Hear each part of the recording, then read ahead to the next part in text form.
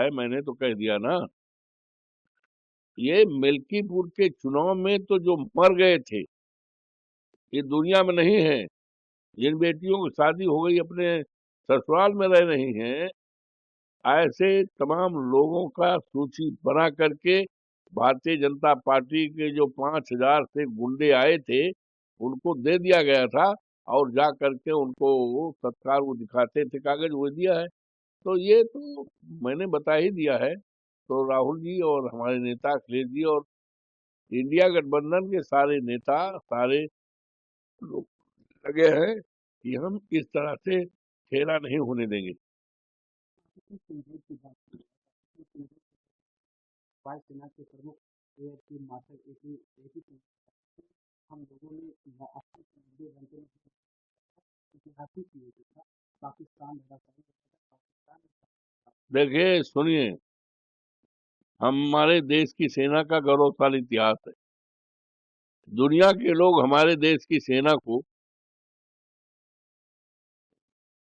नतमस्तक होते हैं। दुनिया में हमारी सेना का नाम है, लोहा मानते हैं। हम इस युद्ध में जो शहीद हुए हैं उनको प्रणाम करते हैं, सल्यूट करते हैं। और ये इतिहास हमारे सेना का है। लेकिन तमाम ऐसे सवाल अनुत्तरित हैं जिसको देश की जनता जानना चाहती है। आखिर इतनी बड़ी सुरक्षा के बावजूद क्या कारण था कि टेररिस्ट, आतंकवादी कैसे घुस गए? क्या कमी थी? क्या कमजोरी थी? कहाँ पर नेग्लिजेंस हुआ? कहाँ पर चूक हुई? ये सवाल पूरी तरह से अनुत्तरित है, जिसको हम लोग लगातार लोकसभा में सदन के चलते, और सदन ऐसा प्लेटफार्म है जहां से दुनिया को और देश को संदेश दिया जा सकता। तो ये सवाल का उत्तर नहीं दे पाए। और जिस तरह से ट्रंप हमारे संप्रभुता पर बार बार वो अपना बयानबाजी कर रहे हैं, चौधरपन दिखा रहे हैं, ये हमारी सब प्रभुता पर खतरा है। इसको देश कभी टॉलरेट नहीं कर सकता। लेकिन पता नहीं क्या कमजोरी है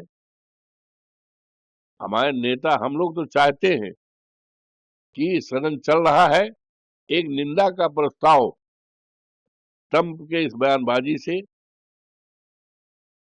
के खिलाफ निंदा का प्रस्ताव होना चाहिए और एक चेतावनी होनी चाहिए। तो ये जब निंदा का प्रस्ताव, चेतावनी का प्रस्ताव होगा, तो सारे देश और दुनिया में इसका मैसेज जाएगा, अच्छा मैसेज जाएगा। लेकिन पता नहीं जो हमारे प्रधानमंत्री जी है, क्या कमजोरी है, क्या कमी है।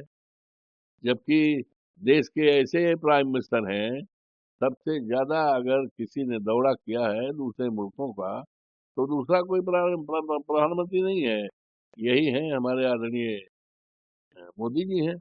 लेकिन हमारी विदेश नीति पूरी तरह से फेल है, पूरी तरह से फेल है, हमारे पड़ोसी देशों से फेल है। और फेल का तो आप देख सकते हो, पाकिस्तान को जिस तरह से लोग आर्थिक सहायता दे रहे हैं, वर्ल्ड बैंक की तरफ से सहायता मिलना, ये जाहिर करता है कि हमारी जो फॉरेन पॉलिसी है, हमारा विदेश नीति है, पूरी तरह से 100% फेल।